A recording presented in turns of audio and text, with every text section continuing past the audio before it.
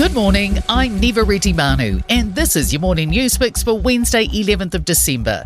In this update, the Finance Minister's adamant safety, resilience and cost have all been thought through in the new ferry deal. Newstalk ZB understands an announcement's due today. Cabinet cut plans for 2 new rail-enabled mega ferries and new portside infrastructure last year after multiple cost increases. Finance Minister Nicola Willis says they're focused on value for money. When governments allow major infrastructure projects to blow out in cost, the people who ultimately wear that, not only the users of those services, but taxpayers as a whole. The Racing Minister is offering assurances safety measures for horse racing are appropriate. Winston Peters yesterday announced the greyhound racing industry will be shut down over 20 months. The transition period aims to allow time for nearly 3,000 dogs to be rehomed. A bill to ban killing retired greyhounds passed with full support of the House under urgency yesterday. But Minister Winston Peters is firm there are no plans to do the same for the ponies. In the horse racing industry, both for the trots and the gallops, we have a fund to improve amenities to make racing safer. The government's unveiled its second emissions reduction plan, setting out how to meet the net zero by 2050 goal as early as 2044. Key policies include enabling more renewable energy projects, a network of 10,000 EV charging points by 2030, and introducing agricultural emissions pricing by 2030. It will also explore private sector partnerships to plant trees on low conservation Crown-owned land, improve organic waste management, and introduce a regulated product stewardship scheme for harmful gases and refrigerants from next year.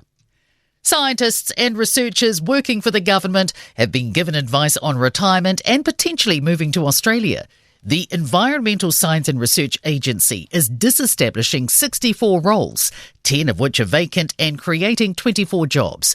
Azaria Hell has this exclusive report. Interim Chief Executive Dr. Ashley Bloomfield says it follows a drop in COVID-19 related funding. A final decisions document shows staff can access coaching modules on reviewing CVs, interviews and optimising a LinkedIn profile. There's advice on moving to Australia, working part-time, pursuing a long-held hobby or launching a consulting firm. Life in Syria's capital Damascus is slowly starting to return to a new normal. It's the second full day of control by the rebels after former President Bashar al-Assad fled the country for Russia. Civil servants have been told to come back to work and some shops have reopened. The BBC says traffic is starting to return to the streets, but a curfew is still in place. Mohammed al-Bashir, the former governor of a small rebel-held area, has been named Syria's new interim prime minister.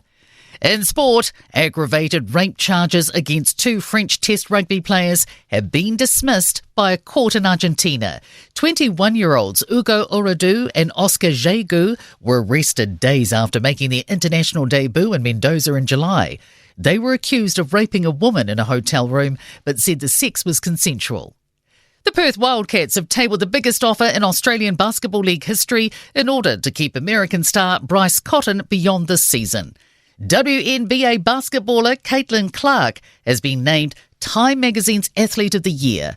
I'm Neva Manu, that's your latest news fix, and we'll be back with the next update at midday from the Newstalk ZB newsroom.